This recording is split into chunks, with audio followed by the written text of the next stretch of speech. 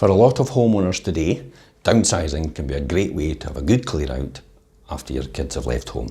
It's also a fantastic way to free up some equity of your home. This financial boost will most likely come with the added bonus of a reduction in running costs as you move to a smaller property. While there are plenty of benefits to downsizing, moving home can be a complex and stressful experience, so we've put together a quick guide on what to consider to help make your move a much smoother transition. So decide what you really need.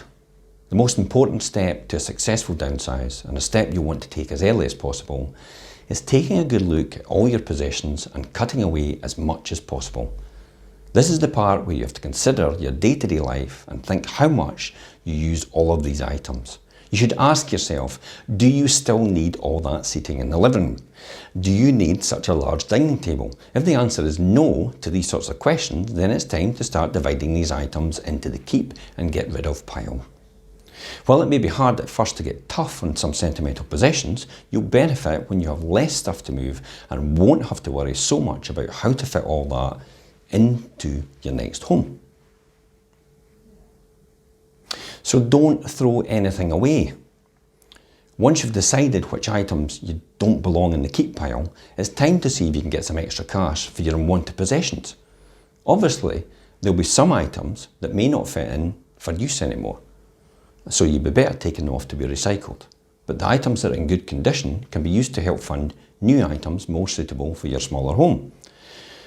As we said earlier, separating your items early is a best strategy, as you now have plenty of time to use websites such as Gumtree and eBay to sell them.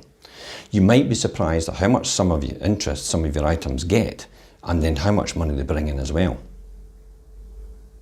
So assess your new space. At this point, you should have divided your items and possibly sold a few of them, generating some extra cash. Even though you've probably got rid of a lot of possessions, it may still be a challenging time fitting everything that remains into a smaller space. If you're already part of the way through the moving process and have agreed on which house you're going to buy, start looking at measurements of each room and comparing against the measurements of your furniture. Your king-size bed may fit into your bedroom, but it might not leave any room for anything else.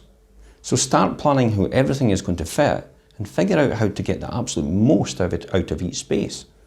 You may need to invest in smaller and more suitable items for your home, such as a dining table that seats 4 instead of 8. So prepare for the big day. Last time you moved home, it was probably most likely into a house roughly the same size or even bigger. However, this time you have to consider that you'll have less space to work with, meaning it won't be just as simple as getting everything unpacked later. So whether you want to label all your boxes with living room, bedroom, etc., or use colour-coded systems, it's best to know what goes where before you shift everything. As with any move, it's wise to move the bigger items such as beds and chairs first, as this will give you a better idea of where to place all your smaller things. Until next time, I'm Jim Parker for Fife Properties TV.